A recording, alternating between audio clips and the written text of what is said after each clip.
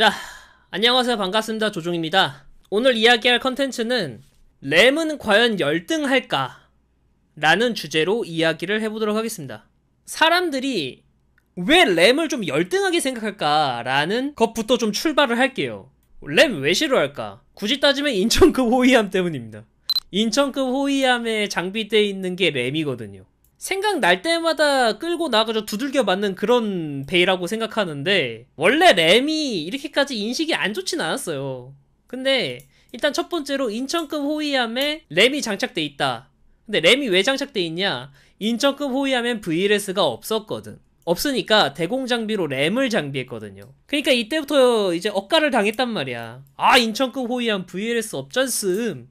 VLS 있었으면 해궁 쓸 수 있었는데 해궁을 못 쓰니까 램을 썼잖음.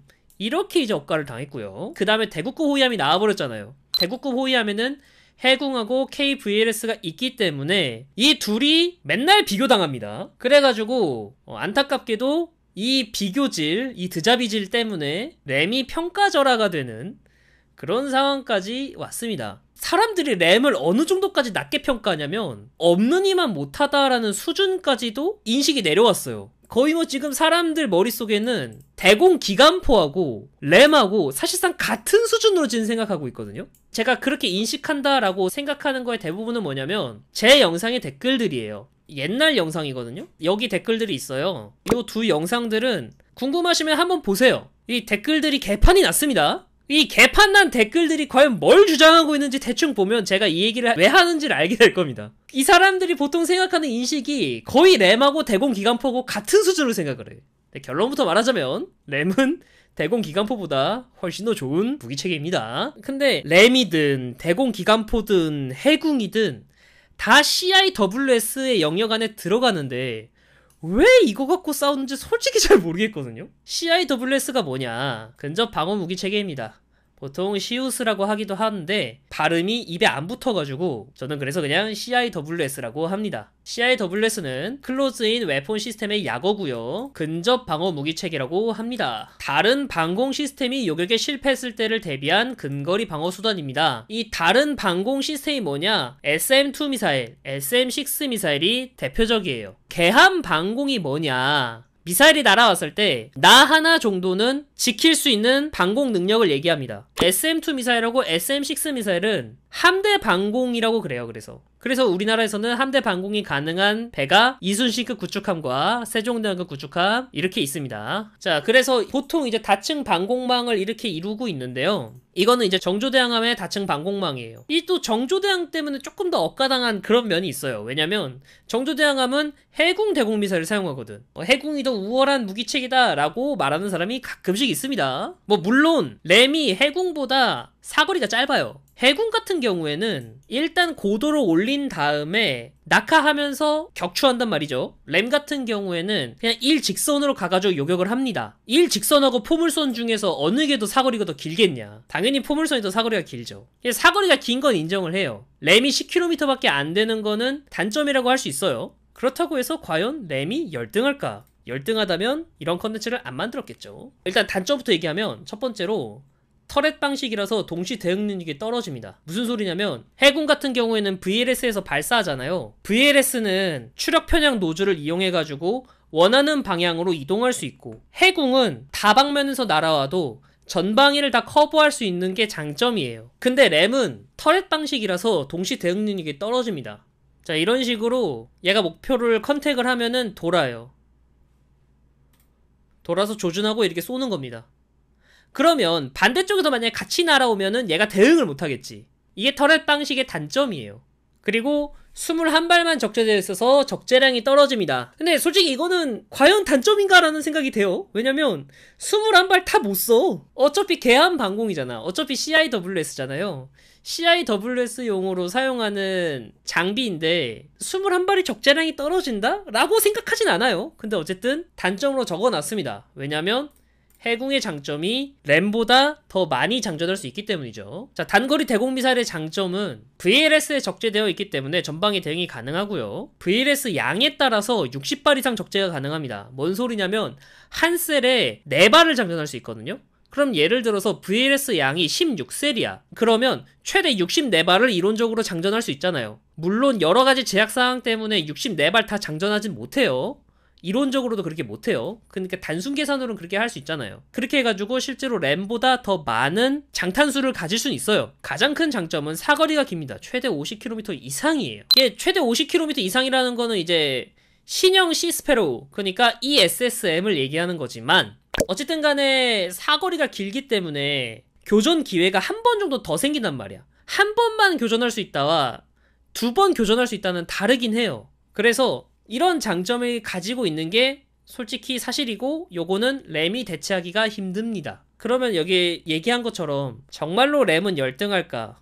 앞서 말했지만 정말로 열등하다면 제가 이렇게 소개를 해드리지 않겠죠. 램의 장점이 있기 때문입니다. 램의 장점은 램 본체와 미사일 그리고 콘솔만 있으면 어디든 설치가 가능할 정도로 단순한 시스템이에요. 이게 정말 가장 큰 장점이에요. 물론 이제 이 램 있잖아요. 램 블록 2까지는 발사 전까지 중앙에 컨트롤을 받아야 돼요. 왜냐면 이 터렛이 돌잖아요. 여기 있다가 터렛이 돌잖아. 이 도는 거는 함의 레이더가 표적을 잡아가지고 이 표적이 여기 있다, 그러니까 이 방위로 돌려라 라고 명령을 내려줘야 되기 때문에, 그렇기 때문에 조준하는 과정에서는 중앙 레이더의 통제를 받아야 되지만 그 이후에는 알아서 표적을 추적하고 요격합니다. 그러면서도 가격이 쌉니다. 단거리 대공 미사일보다는 저렴한 걸로 알려져 있어요. 세간의 인식과는 달리요, 초음속 미사일도 대응이 가능합니다. 실제로 초음속 미사일 요격 테스트 했어요. 그리고 95% 이상의 요격 성공률을 보여줬습니다. 그래서 초탄의 대부분 다 요격을 했어요. 그리고 이거는 굳이 장점이라고 얘기할 순 없지만은 대공 표적뿐만 아니라 수상 표적도 공격이 가능하긴 한데 그냥 가능하다, 요거는 흘려들어도 돼요. 램은 레이더 유도인가요? 아니요, 적외선 유도예요. 그러니까 정확히 말하면 램의 플레임은 롤링 에어프라임 미사일이라고 합니다. 보통 미사일이 표적을 추적할 때는 모함의 사격 통제 레이더가 조사해 반사되는 파장을 따라가는 방식으로 추적합니다. 그게 아니면 미사일에 내장되어 있는 레이더를 통해 표적을 추적하던가요. 램도 표적을 추적할 때 레이더를 사용합니다. 여기 보이는 이 레이더가 표적을 추적하는 거죠. 고정된 레이더가 두 개가 있죠. 우리 눈이 두 개인 이유가 시차를 통해 거리감을 파악하기 위한 것처럼 램은 두 레이더에서 반사된 상이 맞으면 그 방향으로 따라가는 방식입니다. 이 방식으로 표적의 위치가 오른쪽인지 왼쪽인지 방향은 알아낼 수 있지만 위나 아래 방향은 알 수 없다는 단점이 있죠. 이 단점을 해결하기 위해 램은 회전하는 겁니다. 이렇게 회전하게 되면 상이 회전축으로 멀어지면 멀어질수록 상이 크게 회전하게 됩니다. 만약 상이 중심축에 오도록 미사일의 방향을 조절한다면 더 이상 회전하지 않겠죠. 그리고 마지막으로 적외선 시커로 표적을 한 번 더 체크해 이 상이 진짜 표적인지 아닌지를 판별하는 겁니다. 그래서 이런 장점이 있습니다. 그러면 이렇게 말할 수 있어요. 야, 발사 후 알아서 표적 추적 가능한 거 해궁도 가능해. 그러면 굳이 램을 써야 되냐? 라고 말할 수 있잖아요. 단거리 대공 미사일의 가장 큰 장점은 첫 번째로 복잡한 시스템을 가집니다. 무슨 소리냐면 램 같은 경우에는 대공 표적을 식별했고 요격을 해야 돼. 그러면 그냥 램에게 좌표 입력하고 띡 쏘면 끝이야. 단거리 대공 미사일 같은 경우에는 적을 식별했어. 그러면 미사일을 발사를 할 거야. 미사일을 발사하기 전에 VLS가 있잖아요. 그 VLS에 신호를 입력하고 몇 번째 미사일을 쏠 거야 라는 그런 입력을 해주고 좌표를 넣어주고 발사를 한단 말이야. 복잡합니다. 그래서 중앙 콘솔이 있고 콘솔에서 VLS를 거쳐서 미사일을 발사한다. 중앙에서 콘솔로 램을 통해 미사일을 발사한다. 이 두 개는 다르죠. 그리고 두 번째 가장 큰 단점인데 VLS가 없으면 사용을 할 수가 없습니다. 물론 시스페로 같은 경우에는 이런 터렛 방식으로 이런 식으로 사용을 할 수가 있는데 자암 사격 통제 장치가 유도를 해줘야 된다라는 단점이 예전까지 있었는데 요새는 많이 개선됐습니다. 어쨌든 간에 복잡한 시스템을 가지는 게 가장 큰 단점이다. 그리고 요격 메커니즘도 복잡하잖아요. 요격 메커니즘도 추적하고 요격한 다음에 중간 유도해주고 종말 유도한다. 이런 메커니즘을 거쳐야 되기 때문에 복잡합니다. 램보다. 이게 첫 번째 단점이고요. 두 번째 단점이 있는데 VLS라는 시스템 자체가 일단 부피가 큽니다. 설령 VLS를 장비를 할 수 있다고 하더라도 VLS 시스템의 부피가 크고 복잡해요. 이 VLS라는 이 시스템 자체가 그래서 비싸요. 이 미사일이라는 물건도 온도하고 습도에 좀 예민한 편이거든요. 그래서 이 항시 이 발사관 내부는 온도와 습도를 유지를 해줘야 돼요. 그럼 그것도 이제 관리에 추가되겠죠. 까다롭습니다. 그래서 램 같은 경우는 실제로 그냥 이렇게 장전해요. 딸깍딸깍이야 진짜. 덜 예민합니다. 이렇게 딸깍딸깍 장전하면 끝이야. 그렇기 때문에 램이 이런 장점이 있잖아요. 램이 아까도 말했듯이 자 어디든 설치가 가능하다. 발사 후 알아서 표적을 추적한다. 요격 능력이 우수하다. 이 세 가지 장점을 가지고 있잖아요.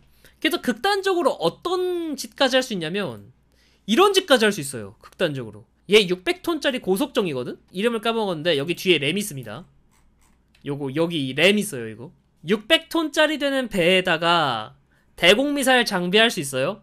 장비 못하죠. 근데 얘는 장비할 수 있습니다. 물론 600톤짜리 배에 왜 굳이 램을 장비하나라는 생각이 들긴 하지만 극단적으로 이렇게 장비할 수 있을 정도로 아주 간편한 시스템이라는 거, 이걸 좀 얘기하고 싶었어요. 그래서 결론은 이 램하고 단거리 대공미사일은 이 둘은 현재 우열을 가릴 수가 없어요. 상호 보완적인 관계다라고 보는 게 맞아요. 일단 기본적으로 큰 배로 갈수록 램보다는 방공의 주축이 되는 건 단거리 대공미사일이 맞습니다. 왜냐면 아까 말했듯이 얘는 시스템의 복잡함이잖아요. 시스템이 복잡한 만큼 사거리가 길고 끽해봐야 1회인 걸 2회까지 늘릴 수 있기 때문에. 그래서 단거리 대공미사일 같은 경우에는 소형 함정에는 잘 못 쓰지만은 램 같은 경우에는 어떤 함정에도 그냥 떡하니 장비만 하면 바로 쓸 수 있다. 그래서 결론은 다음과 같습니다. 램, 대공미사일과 달리 램은 설치 제약이 없습니다. 그리고 온도 습도를 조절해줘야 되는 대공미사일에 비해서 램은 그럴 필요가 없어요.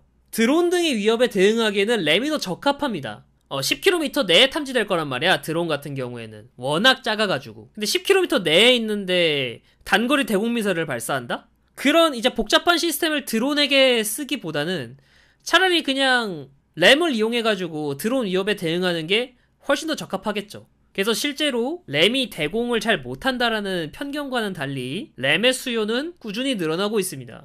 실제로 그래서 지금 이게 아까 램이랑 모습이 다르죠? 얘는 C램이라고 하는데 얘는 적외선 C컬을 달아가지고 함의 시스템이랑 무관하게 쓸 수 있어요. 신속성과 대응성이 좋기 때문에 요새 신형 군함들 같은 경우에는 이 C램을 많이 장비하고 있습니다. 일본하고 미국이 이 C램 장비 자주 해요. 그럼 이제 미래의 이제 CIWS는 어떻게 될 것이냐? 이렇게 될 것 같습니다. 현재는 CIWS의 주축은 램, 그리고 단거리 대공미사일, 그리고 대공기관포 이렇게 구축되어 있거든요. 근데 미래에는 사거리가 한 50km 정도 되는 단거리 대공미사일, C램, 그리고 레이저 웨폰, 펠렁스 이렇게 될 것 같습니다. 레이저 웨폰은 이제 드론 때문에 이제 각광을 받고 있죠. 근데 이 레이저 웨폰은 엄청나게 많은 전력을 먹을 수밖에 없기 때문에 적어도 한 1만 톤 되는 대형함에만 쓸 수 있단 말이야. 그러면은 C램을 쓰는 게 낫겠지. C램이 레이저 웨폰에 비해서 훨씬 더 나으니까. 뭐 여튼 오늘 준비한 컨텐츠는 여기까지고요. 재밌게 보셨다면 좋아요와 구독 그리고 알람 설정까지 부탁하겠습니다. 자, 여러분들 감사합니다. 그럼 안녕. 끝.